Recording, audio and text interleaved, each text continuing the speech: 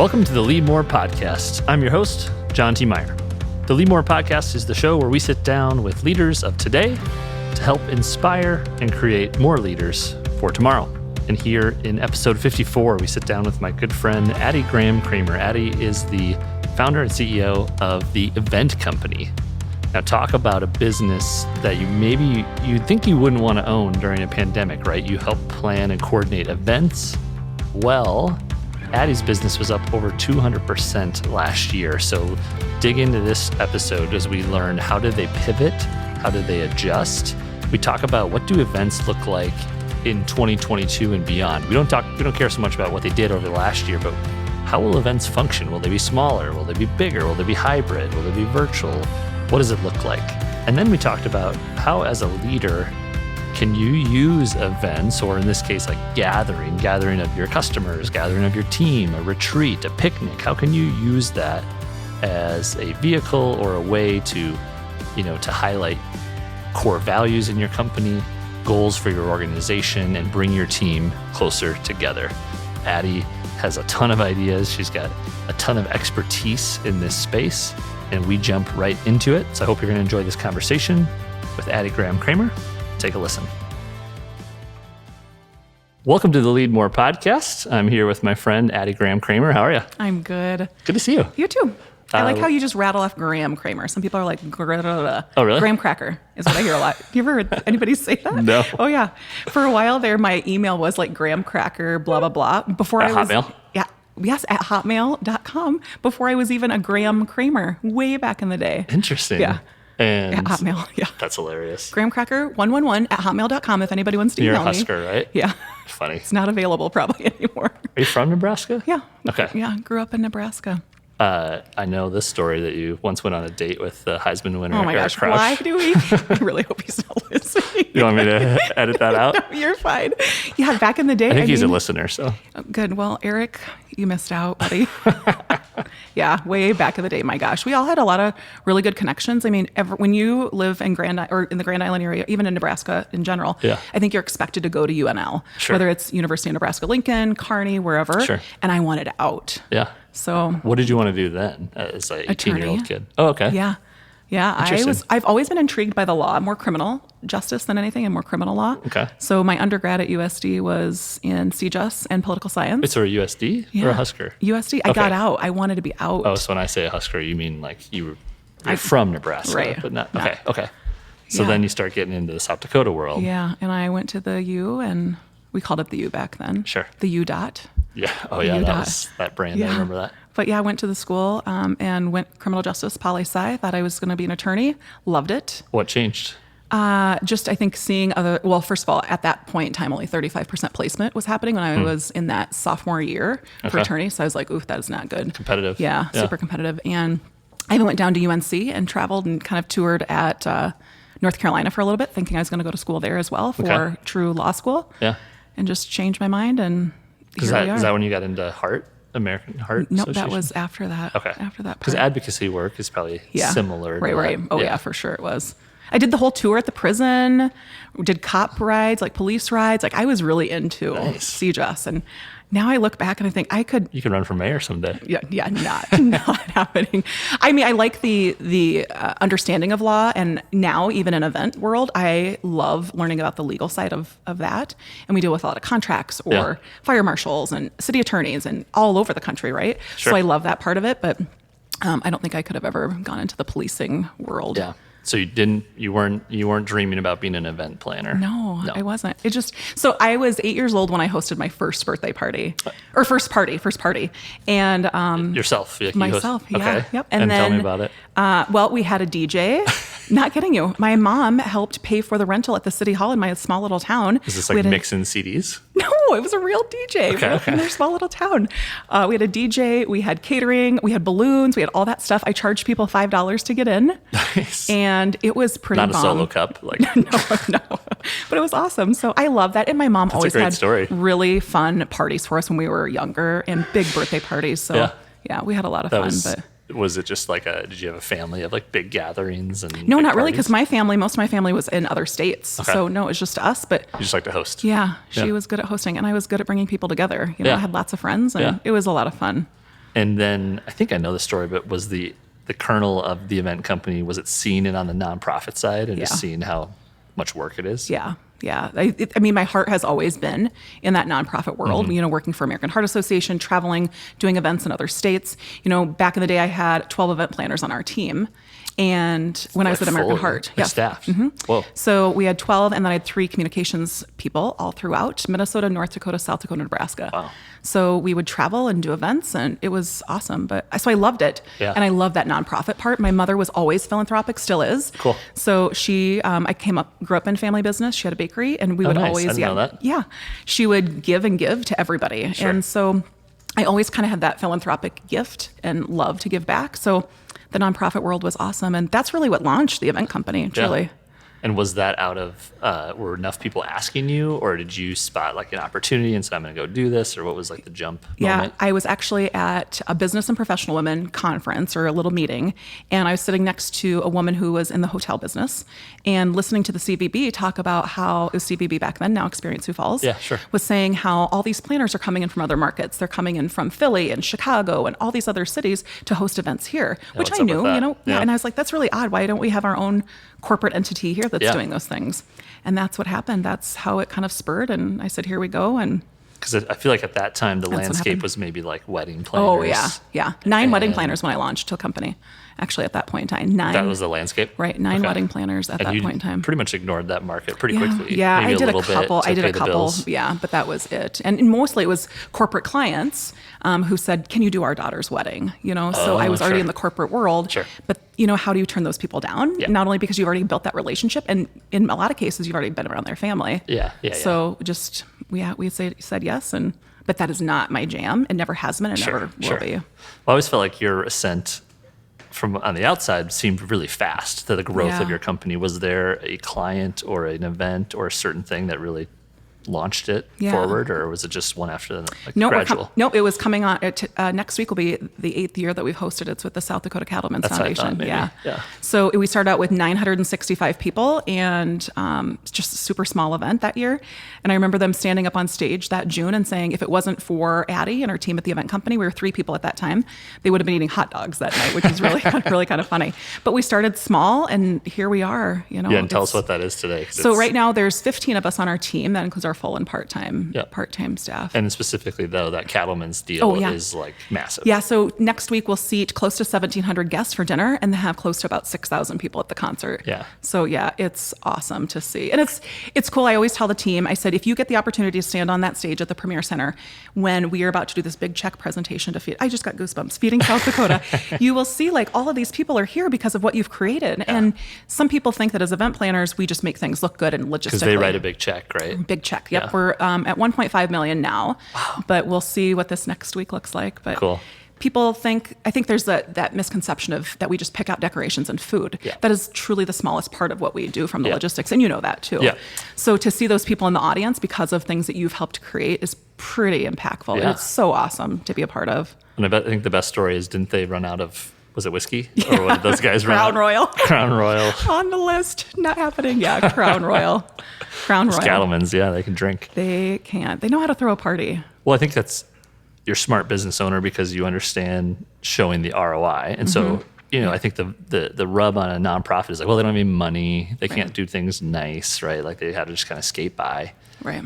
But that doesn't mean you guys lower your price. I mean, you guys are premium, but then you also bring the return, right? And I'm sure you even have data. Do you know, like with an event company, you'll raise X more? Yeah, in some cases it's up to 40%, truly. Yeah. I mean, they honestly, what we always say, not in a cocky way by any means, but you can't not afford to hire us, truly. Sure. Because of the impact of not only the knowledge on how to do it, but we have clients all over the country. So we bring things that are happening in LA or things that are happening in Kansas City or wherever here to whichever market that they're in. Yeah. So we have that knowledge as well to see things that work wherever else. Let's try it here. Yeah, so you're like, expenses will go up 10%, but your cash will go up 40%. Yeah, it's interesting to see. But it still is a sell, truly, just to see what people feel, if they feel it's necessary, if it's a good investment from their side. We do a lot of board conversations with entire board of directors just to see if that's a buy-in for them. But Yeah, you got to it's really sell it for interesting. sure. Yeah. Especially if it's probably a new first-time event or something that's Or if it's a new nonprofit. New nonprofits are incredibly strapped for cash. Sometimes they have zero paid staff. So when they have zero paid staff, we are the only staff that are paid. Sure. Truly. And that's how it is at the Cattlemen's right now, truly. Interesting. So yeah, there's no paid staff. Well, now the irony is all those, what you say, Philadelphia folks are coming here to run events a decade ago. Now you guys are going into other cities. I know. So how did that start happening? With one client, so Larson Manufacturing, actually out of Brookings. Yeah. So they have, and I don't know if they still do, but they had staff in 11 states. Yeah. So we ended up doing a party on one day in those 11 states, all at the same time. Yeah, all at the same time. So we shipped kits. We shipped kits way back in the day before party kits were even popular. Yeah. Shipped different things. They're coordinated. Did you We had send staff people in on the 4 ground? states. Okay, We had staff in 4 states. Dang. So it was pretty awesome. Incredible to be a part of. And they do these big celebrations every 10 years. So we'll see what these next couple of years look like to see how that happens. But yeah, it really, with that one group, it really kind of took us in a lot of places. Yeah, we have that same story at Lemonly with, Marriott really changed the history of our company. And I think it's good when you have to adapt and they kind of pull you into things that you might have been uncomfortable for you. But yeah. Isn't it interesting, though, to look back especially from you, from the Marriott side, to see where things have taken you? Yeah. Truly, like you feel incredibly grateful for that opportunity. Yep. And it's opened up a lot of doors. And they push you to get better. And Yeah. It's so true. I mean, you guys met you at Meso when you were working for the Heart Association, which is so great. So I want to get to kind of what events look like in the future. Yeah.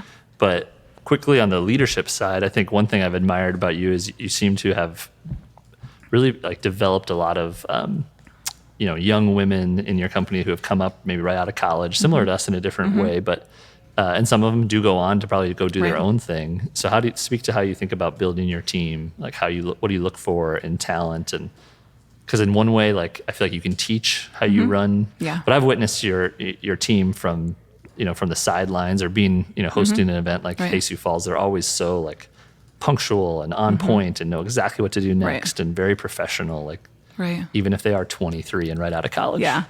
I think my biggest piece is I never wanted to be a micromanager by any means. I wanted us to be ourselves and to be able to grow and for them to be able to make their own decisions too. So everybody has a voice on our team. While yes, I may be the final decision maker, I have always selected people who have that voice and want to speak up. Sure. But are also confident in those responses.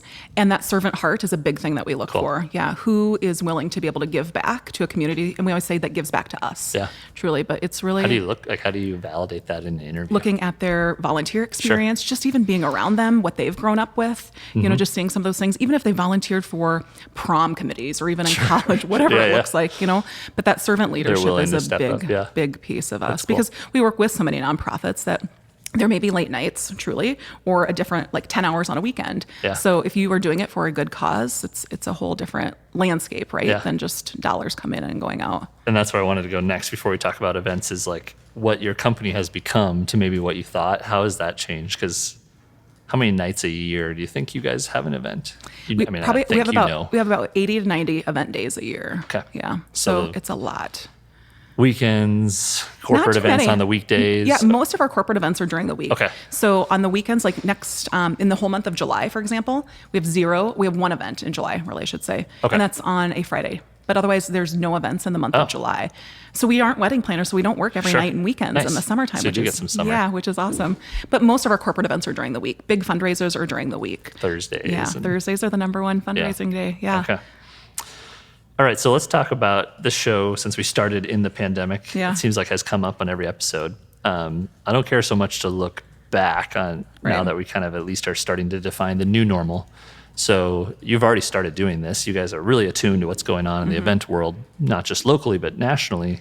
What do you think an event looks like in 2022? I think most of them are going to be more intimate, gatherings than anything, and more focused topics. Okay. To play to those audience members. There are still going to be big conferences. We've got one coming up in October with a little over 1,000 people. Okay. So things like that will still happen. But for the most part, we're seeing more niche groups. And because people want to be I'm sorry? Like 50 to, or how No, many I would people say are like telling? the 100 to 200. Okay. Some of our groups may have an upper of that 200 mark, but really more intimate settings because people, I think, are wanting to gather information a little bit differently than we did before. Yeah. And they don't want to be just talked to on a Zoom call all day. They want to be able to experience it, not necessarily workshop settings, but just more intimate pieces so they feel like they are participating in it. Does that hybrid piece have to stay, or does that go away then? I feel like we're still going to see that hybrid for quite some time. And what that looks like, I would say another couple of years, 2 years, I would say. Okay. And it's because we have gathered, and as consumers, that's how we've gotten information these last few months, year plus, right? Yeah. So you're now in tune with that, and that's more accessibility. Yeah. So we want to be able to reach those people, but also some of our fundraisers, we may only have 300 people in the room. Well, now we're reaching 10,000 people virtually. Yeah. So fundraising has changed dramatically as well as conferences. So if I'm a sponsor of an event, I now have the capacity to reach those 10,000 people in a space than I did 300 people. Yeah. So, and does that outweigh, and maybe I'm wrong, but I assume the desire or the emotional side of giving is stronger in person, right? Oh, for sure it is. You're having a drink, you're kind of meeting these people, Right. you watch a video, or you see the folks on stage. Right. But I suppose the volume maybe outweighs that, or at least compensates? In some cases, I think it really depends on the group, truly. We actually just had a client call where I said, you need to decide if you're going to make that hybrid switch or if you're going to stay in person, because the ROI may not be there. Sure. So we had one event just a few months ago that did hybrid where they had 3 people that were part of the online audience. Oh, shoot. So you're investing thousands of dollars, right? Because you guys do it well. Thousands of dollars to do it that way, and the ROI is not there. So it is truly a case by case. If you want to reach the masses with your message, with fundraising, whatever, then I would certainly consider that part of it. Yeah, I think about like you guys do USD, right? Mm-hmm, So school foundations where your alumni have spread across the country. Yeah, it is awesome. Then you get scale. Yeah, it's awesome. Makes sense. Yeah, even early on in June, one of our foundation events with the university was huge because we were able to reach people all over the country to raise dollars for athletics. Yeah. So versus being confined by the 4 walls of the venue where you may max out at $750. Yep. So for them it makes perfect sense. Well, I think your answer is it's not just a hunch because you guys are booking things years in advance. Oh yeah. Right? Yeah. How far out? 2025, I think, is the last one that we've got on. I know. The bank loves to see that. We'll be doing our next pandemic by then. Jeez. Oh, 2025. Yeah. And it's only because, in this market, for example, space is booking up not only here, but all over. We've got a client who's in Orlando this October, tried to book space next year. They're booked out 7 years. So a lot of these bigger markets are also booked out because they didn't host an event in 2020. Yeah. Now they're finally getting back into pushed. 2021. Yeah. So some aren't even going back till 2022. So they've got a 2-year hiccup really there. So we're losing out to that. Also in the city of Sioux Falls, we now have people coming here to host events. So it's different. The whole landscape has just changed. So you have to be on your toes quickly. So I'm going to take a leap on this question. I think I might know the answer, but this is a testament to you and your team. So last year, a pandemic, you're an event company, Right. Literally called the event company. Was it an up year, down year, or the same? Up. We are up over 200, almost 250%. That's incredible. Yeah. And I will tell you though, so it was early March. We came from Rapid City. We had an event, and we had 3 events canceled just on our trip out to Rapid. Jason Herbal, dear friend of mine, called and said, I am thinking of you. I know things are changing, and I'm just praying for you, making sure everything's going to be fine, which was so incredible for them to reach out. They're a client, but also a dear friend. And I remember thinking, what is he talking about? Like, everything's going to be fine. It was not, as we all know. Yeah. So I remember sitting in our living room crying and trying to figure out, like, how am I going to help our team pay their bills? They have mortgages, they have car payments, they have kids, like everything, right? You went through this too. Yeah. Same We thought thing. we'd have no clients. Yeah. It was just, it was scary. So I thought, what's going to happen? It was one of our team members, Natalie and Callie, both actually, that said, what if we just do some graduations online? We know people that can help us do this. And I was one that said, that is not going to work. I was a total naysayer. And it was those two that really pushed me to say, like individual high school graduation. Let's try it and let's do it. We didn't do it. We ended up not doing it, but we did this whole portfolio of how we could do change, it. Yep. We did some radio spots, some TV spots. We reached out to a lot of different groups. We meetings with the city, the school district. Everything, right? We tried to push it and sell it. It didn't work for us. It didn't, but it did project us into a whole different avenue. We attended over 30 virtual events across the country. Each person on our team attended little snippets of them just to take notes, what platforms we liked, what we didn't. And we'd been doing virtual events for about 5 years, like different components of it, right? Fundraising, things like that. But it was a whole different world. So we were tired, as you can imagine, but trying to figure out how to save our company. And we did so in such a big way that Yeah. It's incredible. Yeah, but I for was you. the first one that I really wasn't sold on it in the beginning. Well, I think but in the team- spirit of sort of transparent leadership, those are the moments that you feel like you can't show to your team, right? Right. Oh, so yeah, you're yeah. at home with your husband, probably Yeah. freaking out, right? Because who Yeah, yeah. knows? Right.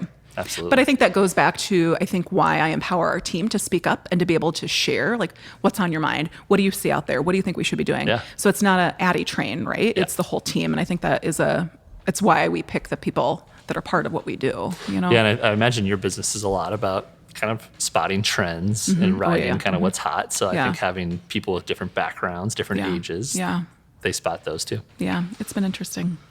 Cool. So I wanted to talk kind of in this, I think we can assume on the show that gathering, people used that word earlier, gathering is a great form, is a great platform or vehicle for a leader to project their vision, their ideas, to get the team on the same page. So I kind of wanted to sort of role play and say if we were hiring you, the event company, to plan Lemonly's retreat, you know Lemonly a little bit. Yeah. So like our core values are adventure, collaboration, and integrity. Just kind of showcase the way you think about how would the event company plan a retreat. This is an internal event. Right. So that we're like these pillars of our company are shining through. One of the things that we start out with first is we call it a design session. So it's an event design strategy session. So those sessions, we can't just come in and you send us a note on our contact form and say, we want to host this event. We then say, we need to make sure it's a match. But Sure. also we do this design session to understand what are your goals? What are the metrics? What are your Cool. expectations? What's the engagement look like? So we provide you homework to do. So you fill out this homework. Each person has to do it alone. They complete sure. this paperwork by themselves, and then they come with their responses. So it's really interesting. So we try to say, like, everybody has a voice also at this meeting. That's good. So it's not just the CEO that says this is how it's going to go. Yeah. We want to hear everybody's input. So every new event that we take on, they follow that same process. So we can better understand them. And then we fully get really immersed into the team by hearing what they say, by seeing body language, by just kind of understanding more about really what their desires are.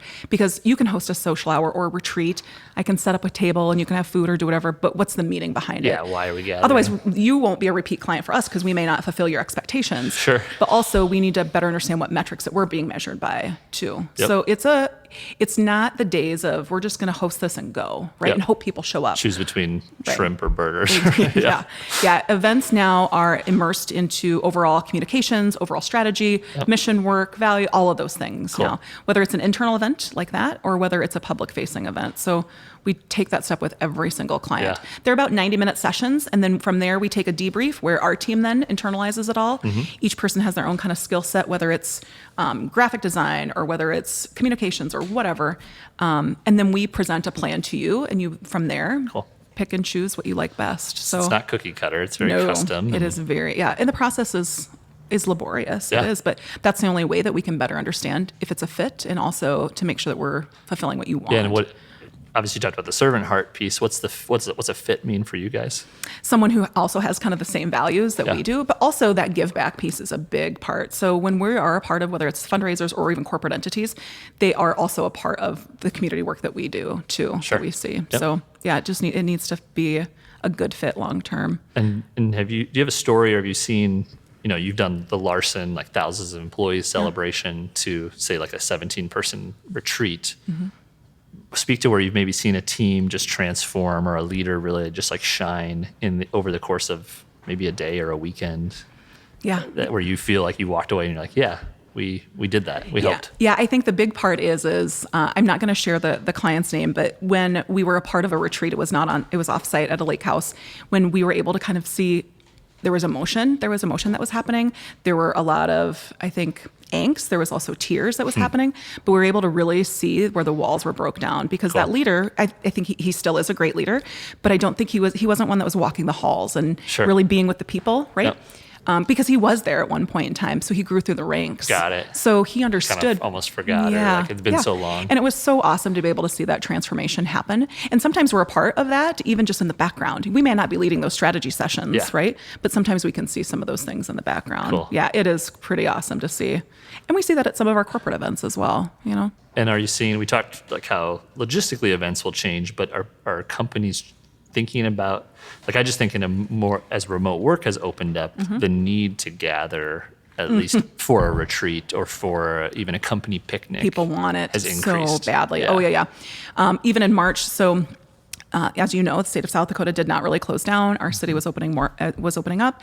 And in March, we had people waiting at bar lines for so long because they didn't want to sit down and be a part of the event. They just wanted to gather.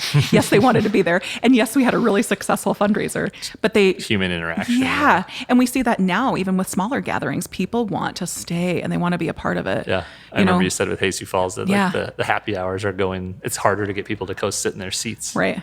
Well, you and I think we're standing on that step area there and overlooking and seeing like we had so many people there and they were crammed all in there, which was great. But I think they want that interaction. They crave that piece of it. Interesting. Yeah. I think we will see that happen a lot more frequently. Yeah. Yeah. Which is awesome. We love it. It's cool to think of an event or a gathering as so much more than just little cocktail tables with appetizers and and drinks. Yeah. They really can. I think through some of my fondest memories are certainly at our Lemonly retreats, right? Yeah. Where you get to know these people in a different way. Well, you have to curate the experience too, and you can't just haphazardly go in there thinking we're going to put this up, or we're going to put out a deck of Uno cards and everybody's going to play, right? Or whatever. Like you have to be very purposeful. So we always talk about purposeful interactions and how do we curate the experience.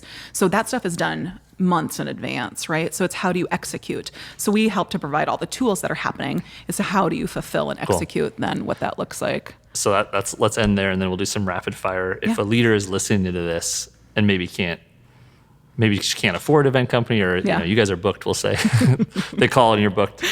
What are some tips on running even as something as simple as a picnic or a retreat to be mindful or thoughtful of? Not just throwing out the Uno cards. Yeah, I would get interaction and feedback from your team, and not just your key leadership team, everybody. Yeah, different groups. So picking and choosing if it's different departments or different levels of leadership. Survey, conversation. Yeah, I would do conversation. I think that's a lot better. Okay. Yeah. Anecdotally, they want to be a part of that because they're helping to craft that experience as well. And that's what they would want. Because we could certainly put up, like I said, no matter what, if it's Uno cards or whatever it happens to be, food, for example, they may not want those pieces. So that engagement is super important. And then they will feel like it's their event. Not something that was crafted for them. Yep. So that's the big tip. Cool. We'll finish with some rapid fire to get to know you. A book that you recommend to people often. Michelle Obama's book. Nice. I love it. I will tell you, it's not trashy read what I'm reading now, but I'm reading Jessica Simpson's book. Oh, okay. It is really interesting. Yeah. So it's really interesting. Like a memoir type thing? Yeah. So I listen to that when I kayak, actually. It's really odd, but those two will ever be linked to my mind now. I know, Michelle Obama. And Jessica Simpson. I know you have two boys, and you're always chasing them around, going to basketball gyms. Yeah. And how have you unplugged over the last year? I mean, you're a busy person. Busy. Kayaking is a big thing, and we kayaking and hiking, and gosh, we do so many just outdoor, anything that's outdoors. I bike a lot as well, so bike or Peloton, both of those things. That's really big for us, and our boys like those things as well. So that's the fun part. Not on the kayak so much, but everything else outside. Yeah. We're big I've fans seen of already now with 5 and 2-year-old girls that if they see you do that, they definitely are more intrigued. Yeah. Calvin likes to ride his bike if there's ice cream at the end. So he's riding to B&G. He's all for that. But they grow so fast, John. Like even our 11-year-old now is like, I don't really want to do those things with you. Shoot. 11. So I know it happens pretty quickly.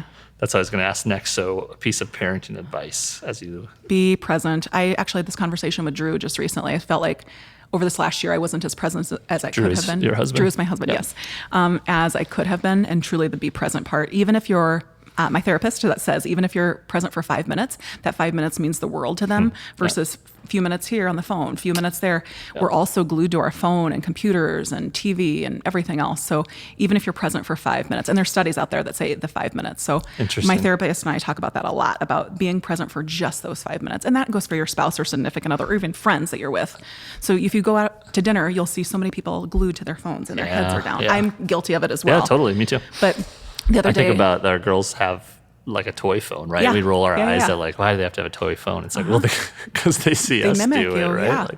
Yeah, I came home from work the other day and I was exhausted. It was like 8:30 at night, and I laid on the couch with Calvin and just watched TV together. Just did nothing, but just was there with them. Yeah. So those 5 minutes mean the world. So being present is a big focus, but you have to work at it, as you know. Yeah. Yeah, you don't just achieve it. It's always a grind. Yeah, and there's always competing forces for your attention. What do you think your superpower is? The one thing you do best? I would say bring people together. That makes Truly. sense. Yeah. I mean, yeah, it truly is. I feel like even these basketball moms that I'm friends with, I felt like trying to bring them together because nobody was talking together. Sure. And just even the groups that I'm with, or even All friends. these different backgrounds just gathered on some bleachers. I had a lunch with Maddie Pashong and Stacy from Figtails and Melissa Johnson and Brianne was there, just a few other ladies in the community the other day, or not the other day, a couple months ago. And they planned it, but then I was able to kind of bring them all kind of together and on calendar invites and requests and things like that, just to that Do you gathering. think from like back coming full circle to your mom and the bakery, do you feel like some of that's been lost? Like I feel like people don't instinctively think as much of like, let's plan a gathering. No, I don't think they do. No, So it's easier to text or to do whatever, just quickly. But no, the gathering things I think they're important. I think the human connection is important, I agree. So let's finish with who are some of the leaders who have shaped you, whether you studied them, like reading a book, or someone in your life? Randall Beck is a big person. Randall Beck was the president and editor of the Argus Leader, the newspaper, for many, many years. Did you work there a little bit? Yeah, I did. Yeah, I was their marketing director and kind of head of PR. So with them and events, I was one of the youngest on their executive leadership team, and the youngest female for sure. And so I studied under him for many years, and he's still a very good mentor of mine. And just his leadership style, but he was one who would walk the halls with people every day, and he was in it with people every day, and he was not above taking the trash out. Sure. And just even that leadership style, but also he taught me how to like step back and to see things at a different angle, like what it would look like if I was the person in the as the guest, not you as the planner. Sure. Just all those different angles. But every big move that I've made in my life, I've talked to him about a lot of those things. So he is just an incredible man. I can't remember who, but I know his name's been mentioned for that same answer on the show before. Really? So he seems to be impactful to he's folks. Pretty powerful guy. Cool. That's great. Well, thanks so much for coming on. This was is fun. Good to catch up. It is fun. Good luck to you this summer, and hopefully, I guess you get your July as a little bit of a July is good. calm. So if someone's like, dang, we need event company for our event, where do they go? Theeventcompanysd.com. Cool. Yeah. Thanks, John. Addie. Thank you. See ya. All right, and that's it for our conversation in episode 54 with Addie Graham-Kramer from The Event Company. Thanks again for listening. Remember, we drop new episodes of the Leadmore podcast every single Thursday, and now we're here in our second year. I can't believe it. Year 2. So thanks again, as always, for listening, for your recommendations. Give us a 5-star review if you like the show. Take care and be well.